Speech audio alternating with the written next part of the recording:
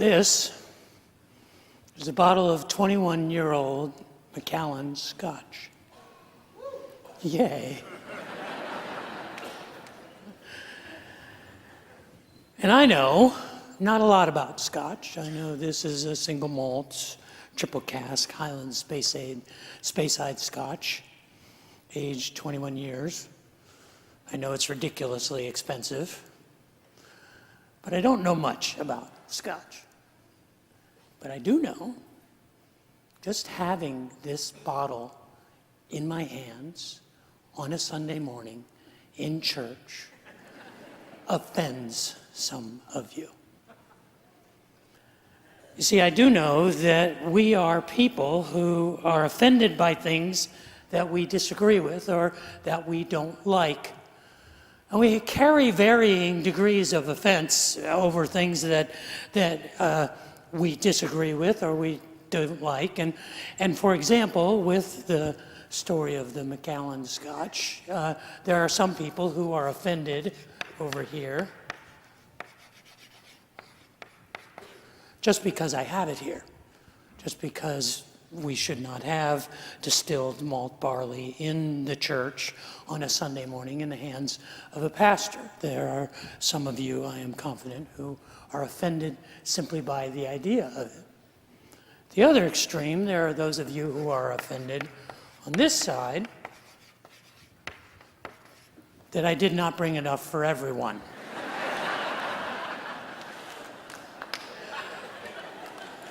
Now, the reality is that we do not necessarily live at these extremes.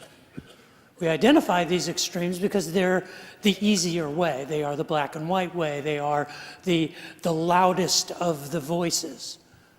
But most of our life is lived inside of what I like to think of as a large gray bubble, where there aren't a lot of things that are black and white, where most things are of one person's opinion or another, where two good people may have very strong and passionate disagreement without being offended. And living in this world of gray is where I want us to go. Over the next 4 weeks, I want to have a conversation about how do we navigate by grace in a world of gray? And how do we keep from falling off of the edges? How do we live a life of grace in the uncharted waters of the ambiguity and the mystery and the uncertainty of the gray world we live in?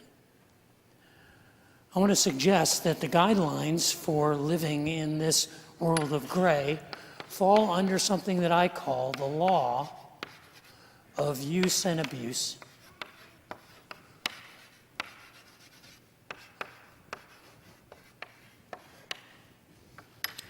And I want to spend the next 4 weeks talking about what exactly I mean by that. But before we get underway and navigate into the gray, would you pray with me for a moment?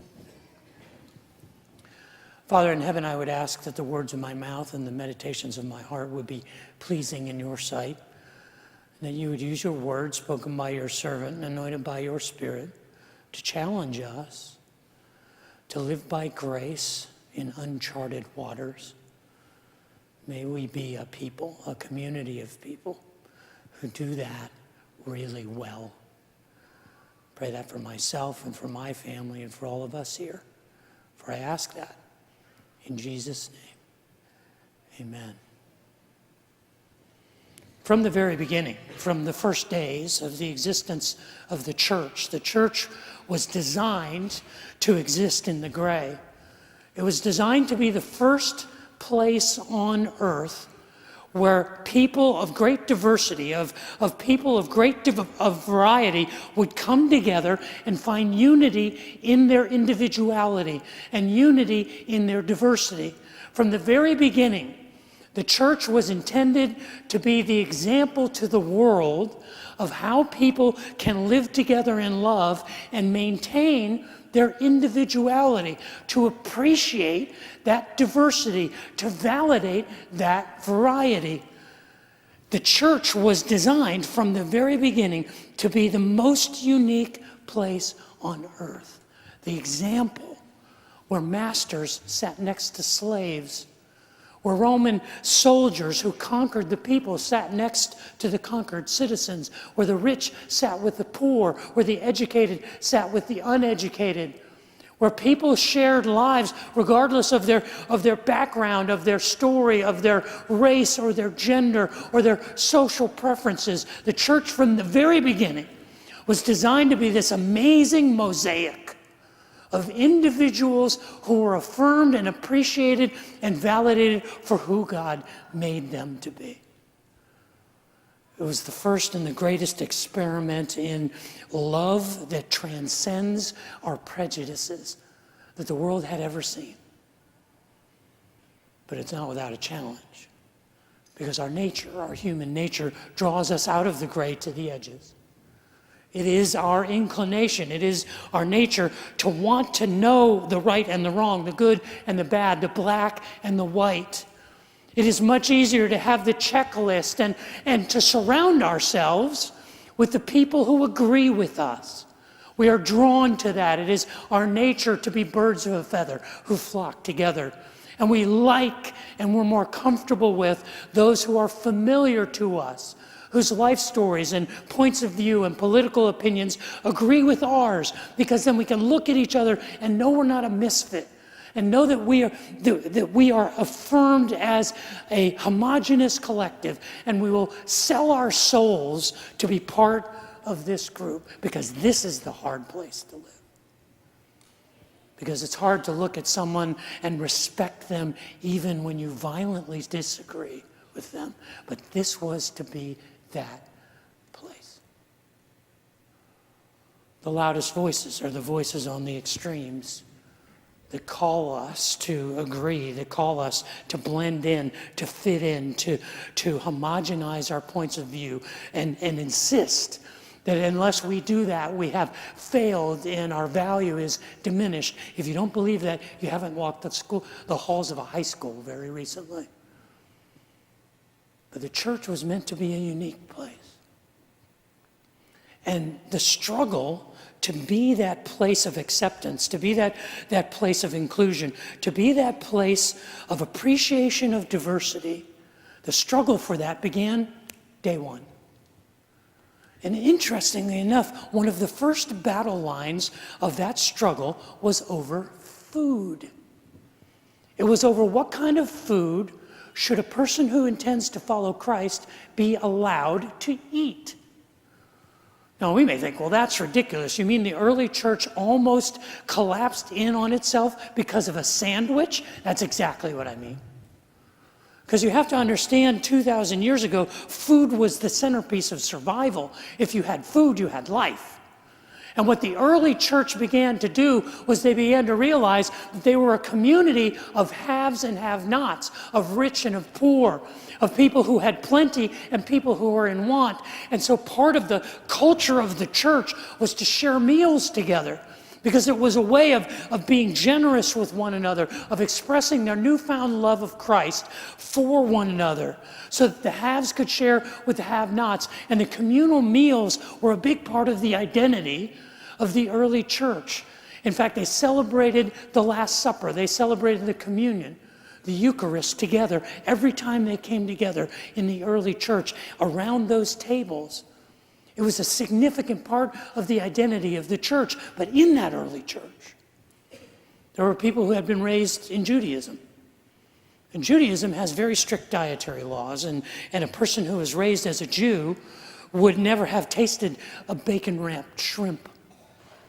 And you can imagine that at one of these communal meals, someone who was not raised in Judaism, who is now a new follower of Christ, would come in with a ham sandwich. And the person who had come out of Judaism, who was now a follower of Christ, would say, oh, no, you can't eat that. That's forbidden. God said we shouldn't eat the pork products. And you would go, what?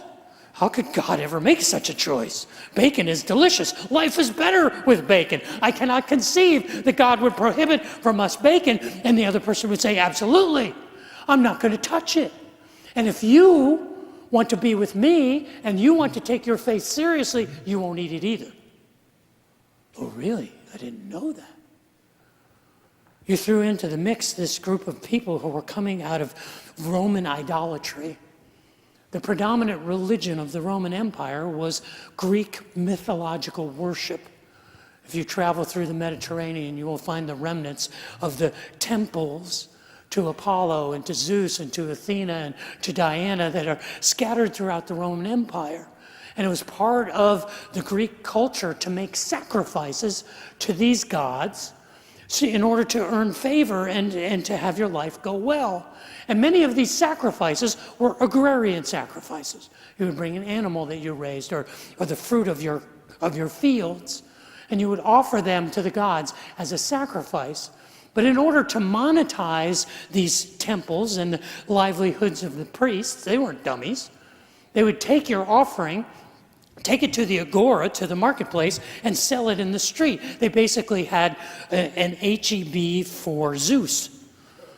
And so the meat that you had offered the next day would be butchered and put out in the street and offered as a ribeye to any passerby. And so in the church, you not only had the Jewish people who wouldn't eat the bacon or the ham sandwiches or the BLTs or the bacon wrapped shrimp, you also had people who were coming out of Roman idolatry who said, that was the life that I used to live.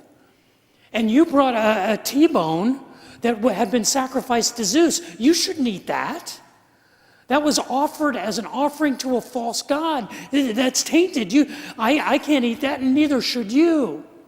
So you understand the chaos that was going on in the church over something as simple as a sandwich, over something as simple as food.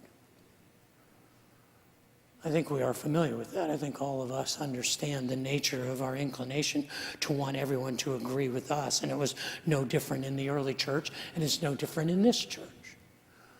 What is useful for one person is abusive to another. What one person can enjoy without it being having a second thought is offensive to them, to another person, because it reminds them of a former way of life, or it triggers in them some weakness or some vulnerability that they're trying to put behind them. It goes on today. That's part of our culture. That's what it means to live by grace in this world of gray. And it was this inability to appreciate that variety, to validate those differences, to embrace that diversity that threatened the very existence of the church in its infancy. So the Apostle Paul, in trying to shepherd the church out of its infancy into young adulthood, wrote letters, and one of the letters that he wrote was to one of the most prominent churches in the Roman Empire, the church in Rome. And the letter was designed to help them grow spiritually out of that infancy into adulthood as a mature community. And one of the portions of that first letter that's preserved for us in our Bibles as the book of Romans, one of the portions of that, what we have as the 14th chapter, is a letter, is a section about how to get along in the gray. It is where he establishes what I call the law of use and abuse. In Romans chapter 14, the Apostle Paul outlines the idea that the law of use and abuse basically says that what is okay for one person to use may trigger abusive behavior in another. And so the guidelines for how to navigate through these difficult opinions and differences is what Romans 14 is about. And I want to spend the next 4 weeks examining that chapter in depth. We're going to do some serious Bible study. And I realize there are some of you who are here today who are going, thank God. It's about time Dave taught the Word. But there are others of you here who are saying, oh no, not again. He's going to beat us up with the Bible some more. Well, we're going to navigate through this as an example of how to do that together. And what I want you to do is I want you to look on the screen, because on the screen is the Greek from Romans chapter 14, and in the purple or the red is my literal translation. I will read to you the New International Version, but I want you to look at that and see how Paul's language, the original language, compares to what the New International Version translation says. These are the first 4 verses of Romans chapter 14. Accept the one whose faith is weak, without quarreling over disputable matters. One person's faith allows them to eat anything, but another whose faith is weak eats only vegetables. The one who eats everything must not treat with contempt the one who does not, and the one who does not eat everything must not judge the one who does, for God has accepted them. Who are you to judge someone else's servant? To their own master, servants stand or fall, and they will stand, for the Lord is able to make them stand. The central idea of the first 4 verses of Romans chapter 14, and the first pillar of how we live according to the law of use and abuse, is that our lives are strengthened by diversity.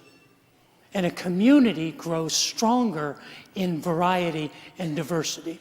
Homogenizing a culture, making all of us the same, does not make our community healthier or stronger. It actually makes it weaker. It's interesting how the Apostle Paul approaches this. He uses a word 2 times in the first 2 verses. It's the Greek word astheneo. It's translated weak. It's in the first phrase of verse 1. It says, accept the weak. And it's the word astheneo. In verse 2, he uses it to refer to those who are weak in faith. And most commonly in the New Testament, the word astheneo refers to a physical frailty, refers to a vulnerability. But from time to time, it's used metaphorically. It's referred to a weakness in thought. It's referred to a weak opinion or a weak point of view. I believe that the Apostle Paul is doing something that is very hard to interpret. In fact, there aren't many interpreters that agree with me here. But I think what Paul is doing is he's being sarcastic. Even though it is not in the original language, I believe that around the word weak are air quotes, like this. He says, accept those who are weak. Accept the weak. For God has accepted the weak. And what he means by weak is what we mean by weak. Because if we're honest, who are the weak? The weak are the people who are not like us. The weak are the people who disagree with us. The weak are the people whose opinions are different than ours. They are the weak. And the Apostle Paul, in the first 4 verses of Romans 14, says if we are going to navigate in the gray and live according to the grace that is the law of use and abuse, we have to realize and appreciate the diversity and the individuality and the variety around us. And the greater the weakness, the greater the strength of the community. That it is required that we be different to be strong. We have a tendency to imagine that spiritual strength is identified by conformity. Have you ever experienced that? You ever experienced that in the church? That those who have tenure, those who have been established, who have knowledge of the Bible, are the people who say, just be like us, think like us, act like us, eat what we eat, drink what we drink. And that standard is imposed on others. And so we imagine that the strength that comes from spiritual maturity is conformity. But Paul is saying that's not where true strength is. True strength is in our ability to accept the weak. To accept the weak. Those who disagree with us. Those who are different than us. This is the measure of the strength of an individual and the strength of a community. But how do we do that? How do we really do that? How do we actually get along with people who violently disagree with us? How do we sit shoulder to shoulder with people of different political opinions and different lifestyle opinions and different ways of raising their children or managing their finances or different ways of dressing or eating or drinking? How do we do that? Let me give you 2 suggestions. two rules or two guidelines, two things to remember when it comes to how do we navigate in the gray? How do we embrace our differences? And the first one is, the greater the weakness, the stronger the welcome.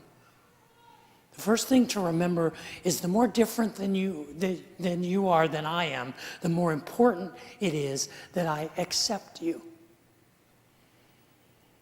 If you look in Romans chapter 1, verses 1 and verse 3, there's a word that occurs 2 times. There's the word proslambano. And proslambano is translated, unfortunately, in the NIV as accept, the word accept. And unfortunately, when we say accept, we kind of associate with acceptance approval or validation. If I get accepted into a university, that means that they approve of me, that they invite me in, they associate with me, they identify with me. But the word proslambano doesn't mean accept the way we say accept. It means to welcome someone in, to invite them to your table. It literally is a compound word, pros and lambano. It means to walk with someone. What it means for us to come alongside of those who are different than us, it means to walk with them.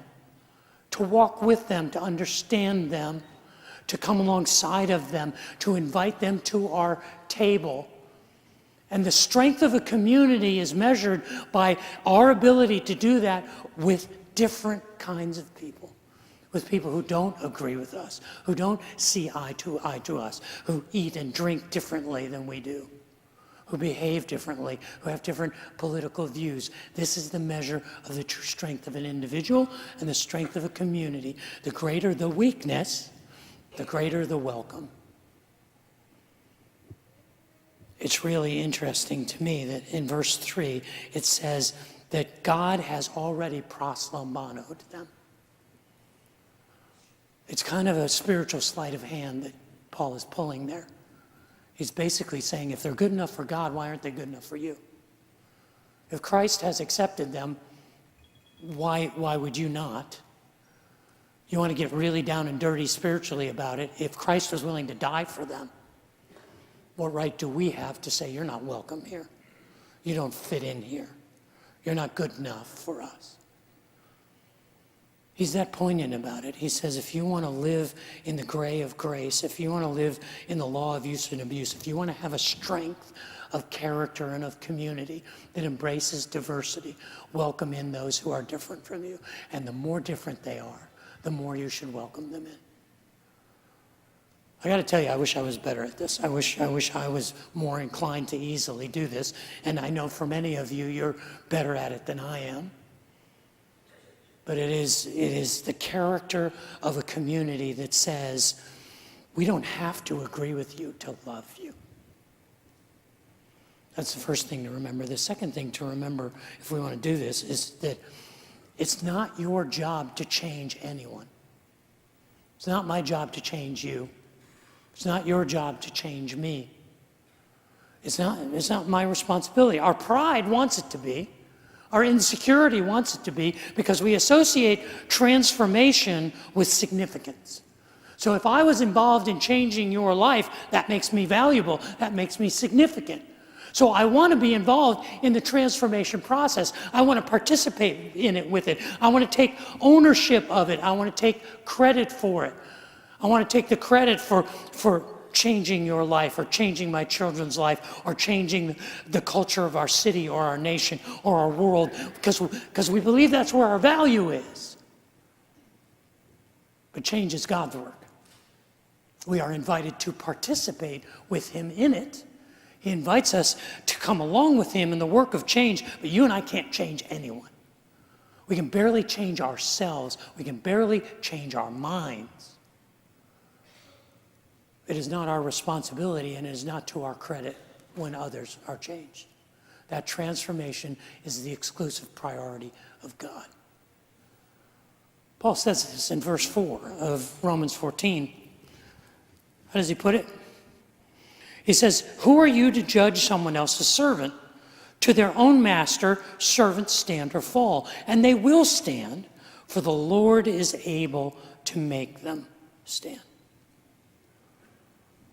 This is how the Apostle Paul defines what it means to be strong, to be healthy, to be a healthy community, to be healthy individuals. Spiritual maturity is measured by our capacity to welcome in the weaker among us, those who we disagree with, those who are different than us, our ability to embrace and to celebrate the diversity and the variety and the individuality of one another.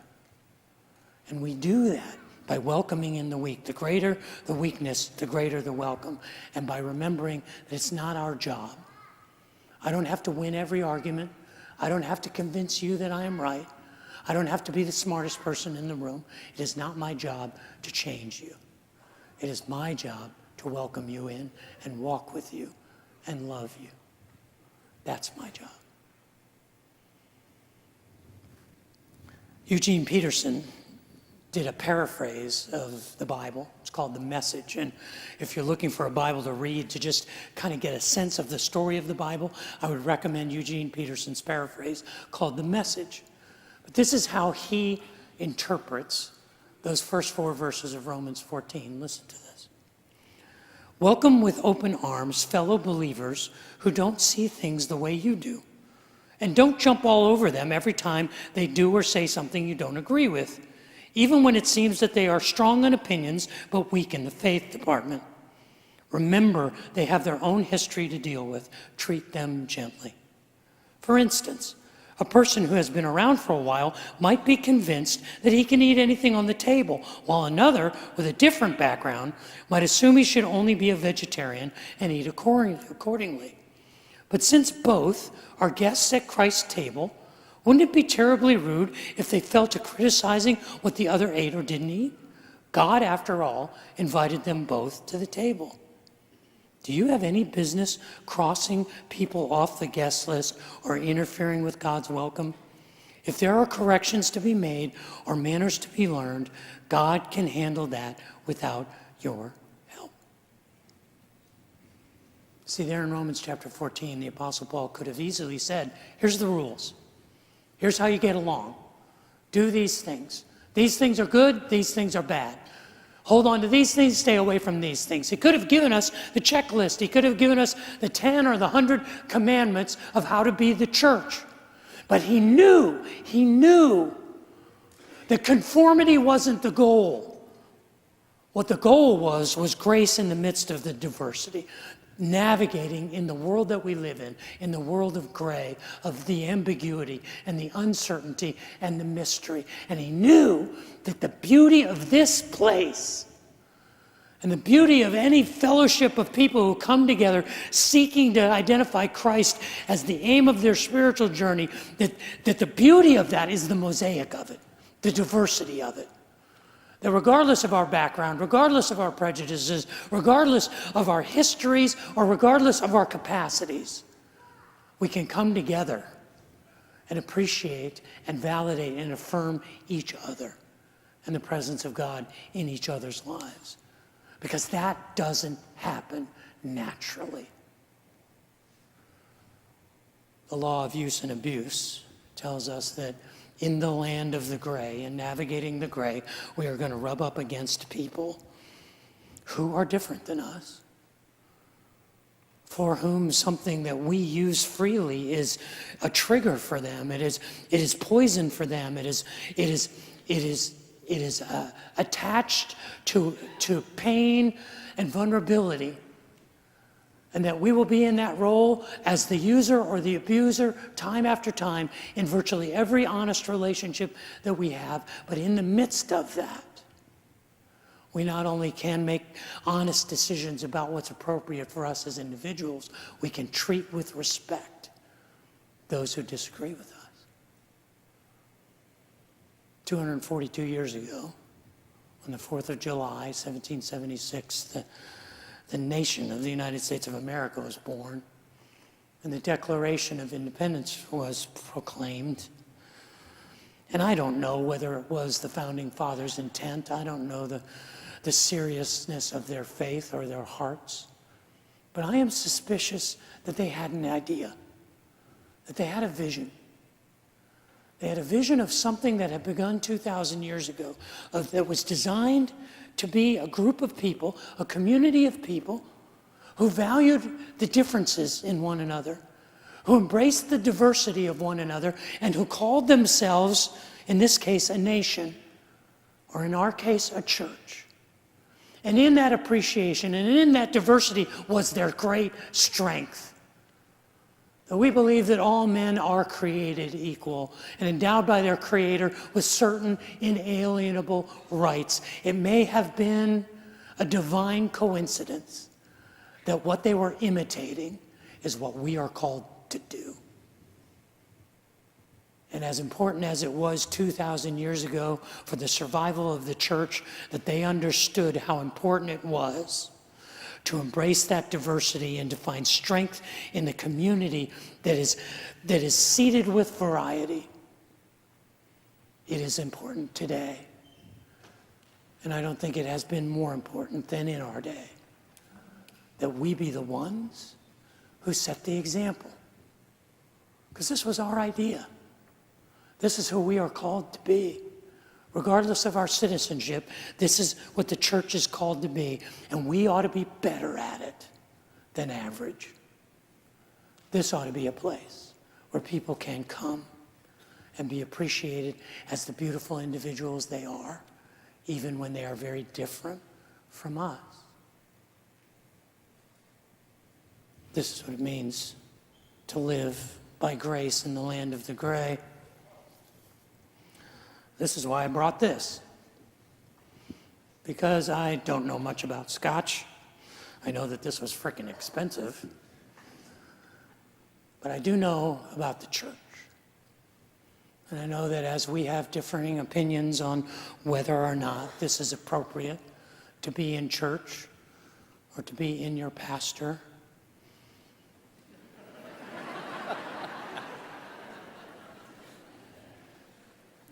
that the beauty of this place is that we can love each other even when we disagree. And that is what the world is longing for and looking for.